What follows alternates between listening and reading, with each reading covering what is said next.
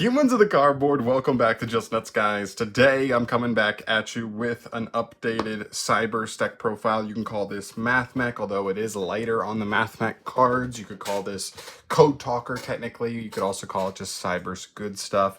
I want to do an update post Banlist. Losing 2 circular really does matter because, let's be honest, unless you're playing Marine Cess, literally every cyberse deck was trying to take advantage of the MATHMECH cards because it was by far the best engine. Considering it took 1 card, it didn't even need your normal summon, so it fit in so seamlessly, and the payoff was huge. So that engine needs to be cut down. It has to be cut down because we can't play 3 circular anymore. Only 1 copy of that now. But I'm showing you my first take of that. It does actually open up a little bit of extra space in a deck like this. So I'm going to show you my iteration of cyberse good stuff. Also, just consider the fact that a lot of the decks at the top of the metagame in the format right now got limited. So now this deck, even though you would have argued last format this wasn't the best variant of cyberse stuff, it now just like matches up better versus the rest of the meta because everything's kind of been brung down a notch or 2. So let's get into it without further ado, starting off with the Code Talker package for the main deck. Obviously, you start off with triple microcoder. This card is phenomenal. It's it's a really good extender. It searches you either an interruption or more consistency to let you keep, to help you find a starter. Or even like a crazy card like Signet Codex. So really good card for sure. From there, we play 1 copy of cyberse or code generator, sorry, and 1 dot scaper. These are the only like coder monsters I play. I think it's really important to note the radiator and exporter, they just don't fit as well. The code talkers that are water and wind respectively are just not good. They just don't do anything. And so I'm only trying to play the code talkers that actually matter or search really important tools. So transcode's already amazing, so that just makes him even better. And dotscaper's already just a generically good card for your deck. Anyway, from there we move to the actual main starter for the deck. Triple copies of Firewall Defensor. This card's crazy. It really is. Yeah, it's 1 card combo.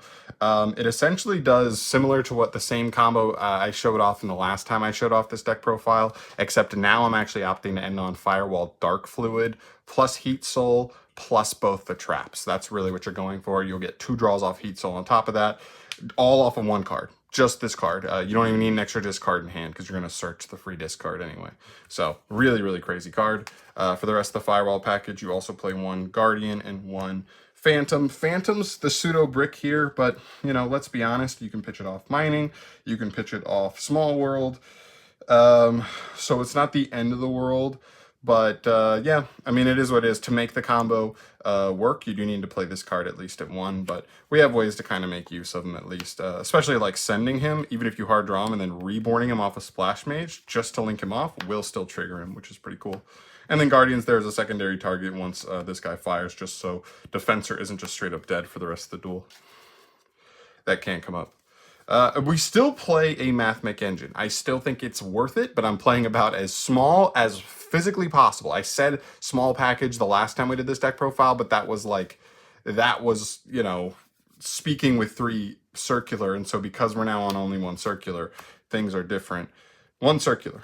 1 Sigma, obviously, makes sense, and you have to at least have another name. I'm opting to play 2 just cuz, but you have to play at least 1 other name so that way you can get it rolling. Because we're not on a pure MATHMECH variant, I don't even want to play Diameter. I get it for 1 card combo. It makes circular like cool, but like you have so many ways to get to like into combos that I'm not that worried about it. And so, yes, you lose a little bit of the power on the end board just by not playing Diameter, but you also lose a little bit of brickiness. Hard drawing Diameter is pretty bad in a list that only plays 4 MATHMECHs, period. So I would rather play a more fluid list with only extenders here rather than play add the Diameter in for a little bit of power when the end board's already pretty insane. Just for that sole purpose. So that is it for those. And then we finish up with a couple of generic extenders. Triple Paraloxy. This card's just too good to ignore. It's just a phenomenal extender. I love it. And then 1 Get Cheery Ad Ignister. It's also a really good small world bridge. So that also comes up. You don't even search this throughout the combo. It's just there as a phenomenal card to draw. And then Gachiri. So the only reason I really play Gachiri is off of Cynet Codec. If you ever hard open Generator, or let's be honest, something like, you off of a runic spell or something, you lose the Generator, you would still have a secondary target to search off of Codec. That's an Earth. That's basically it. But otherwise, I don't expect it to come up too much. It's just for that. It's also another good small world bridge, so keep that in mind. There you go. So that's it for all the cyberse monsters in the main.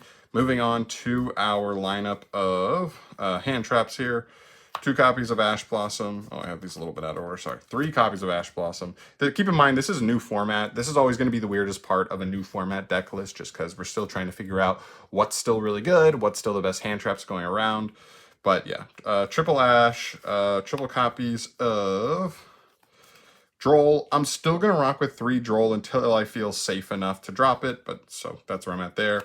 And then 2 Ogre as well. I still like Ogre as well with the potential it has in the format, especially with Gamma gone. Oh, with Gamma, like, nobody's really going to be playing Gamma now. I expect Ogre to be, I mean, I don't know about better, because, like, its best matchup was super heavy.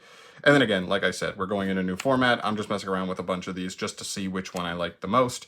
They're all monsters, by the way, that are live immediately when you draw them. That's why that's the most important thing here, because we are trying to end on Heat Soul as often as possible. So having live hand traps to draw on the opponent's turn is really important to me. And for the spells, triple Cynet Mining, really nice consistency card. Don't really need to say too much about that. Triple Small World. This just becomes, like, I think maybe staple in this build. It gives you, this between this and Cynet Mining, 7 copies of Circular if you need, but also Firewall Defensor as well, your main starter, and then Microcoder being another searchable, really good extender as well.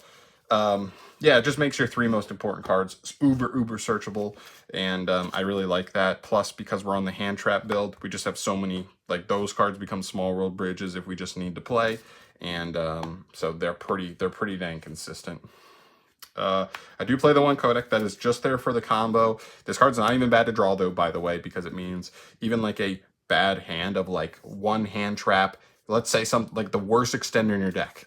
It could be a Chariatic Nister, it could be a MATHMECH addition or subtraction. Literally just like normal summon a hand trap, use one of those extenders, and make Code Talker under this is literally like combo. You like go ham from there. I'm not even kidding. So keep that in mind. This card is not a brick, but we don't really want to have to draw it that way, and that can lead to hands that kind of lose to 1 hand trap, because, like, if they have the Ash right there, or especially the Ogre, you are kind of in a rough spot, so just keep that in mind. I do play the 1 Salamangreat Sanctuary. This card has a very particular spot in the deck where it makes your Firewall Defensor play, I don't want to say immune to hand traps, but like 1 hand trap, like you don't see a lot of 1 card combos that beat 1 hand trap, and this combo does if you just play the Sanctuary. And so if my opponent opens Ash, if my opponent opens one of the medium level hand traps, Imperm, Veil, or whatever, this card like single-handedly allows like your 1 card combo to like beat that, which is crazy. We play the Called by the Grave. Droll is still a pain for this deck. Ogre can be a pain at the wrong spot. Even if you have a really lackluster hand and you have to have a small world or mining resolve, this is good against Ash. It's worth it enough to play. And then 1 each of the traps, 1 Cynet Conflict, 1 Super Factorial. We aim to end on both of these turn 1. They're both insanely powerful. And because we end on this so consistently in this deck, this is why I wasn't as concerned about Diameter. Yes, it'd be nice to have access to both, but like because we already get access to this, it's just even stronger than the Diameter negate. It's not as big of a letdown to me. So 40 in the main, still trying to keep it at 40, still messing with that. I think this feels really good. I might mess around with it the next couple weeks and see how it goes, although I am looking at another deck as well. But yeah, let's get into the extra deck here. For Link 1s, Baylynx, Almirage, Link Spider. Baylynx, this is what's so cool about the Salamangreat Sanctuary, because if you use Defensor to make Baylynx, you go Defensor Chainlink 1, Baylynx Chainlink 2. You get the free card in hand to discard for the Phantom effect, and you also get, you essentially like guaranteed resolve Defensor. There's no hand trap that really interacts with him at that point. And then at that point, like you're already, like they're either going to try to negate the Firewall, the Phantom Engrave with like an Ash or something, or, and that just leaves Splash Mage on field to just kind of like keep playing from there. Or You know what I mean? So even like one medium hand trap, like you still get to like buy off that one card, still get like insane value. Almirage is there for awkward hands where you have to normal hand trap just to make something. That comes up so often. I cannot stress that enough. You have to play this card. And then Link Spider. I go off and on cutting this card or not. Really depends on the format. If Nib is in, you have to play this card, even if it's not fully in, but like in enough. You kind of feel like you have to play this card. Only when like Nib is just like for sure 100% not a part of the format can you cut this card. But man, this card like really comes in clutch. I've definitely been nibbed and like still ended on a full board before, and it feels amazing. I gotta say. For the Link 2s, one splash, one Crystal Heart, one regular Code Talker, one inverted. Pretty standard here. You got to play both of these because this searches circular under codec, this searches microcoder under codec, both very important. G-Golem Crystal Heart, really nice for follow-up plays, being able to reborn transcode, and then just like transcode, reborn splash, splash, reborn something else is like insane value on the follow-up, as well as like post-nib, this also works. And then Splash Mage is just incredible. I'd love to play two of him, but also I'm kind of a little bit more okay playing one of him in this build because you can shuffle him back. This is like my main target to shuffle back off of Firewall Phantom on end phase. So like you just reload him to have for the grind game, which is cool. Link 3s, Transcode, Heat Soul, nothing too crazy here. Your main 4 searches for your codec combo are Dark off of Code Talker, Light off of Inverted, Earth off of Transcode, and Fire off of Heat Soul. It's insane value. They're insane cards. I try to go, like, you're either ending on full combo with, like, Singularity plus Heat Soul, or you're going, just go to Heat Soul, draw 2. Like, that's what happens if they stop, quote-unquote, stop your play. It's just, like, go to Heat Soul, draw 2. And you're like, okay, we're good, kind of thing. It's pretty good. One Access Code, one Firewall, Dark Fluid, Neo Tempest, Terahertz. It's a crazy name, but yeah, this card's incredible. I've really had a good experience playing with this card. It's a Spell and Trap Negate with the bonus to potentially be either a like follow-up or a Monster Negate. It's not the best version of an interactive Monster Negate, but it's still good enough. Plus, he threatens OTK so easily as well, so I also like that. And then Access Code, you have to play it. I think if you play Dark Fluid, I don't think double access code is fully necessary. I know some people really like that. I don't bash them for it. I value some of those lower range cards that allow us to play, not the like kill cards. I just don't think, I think if you get there a lot of the time, it's just winning anyway. And plus, like, if you get to him and he gets stopped, then like later on in the duel you get to him, or vice versa. So I think they kind of cover each other there. For the Exceeds, one Allen Bershon, one Laplation.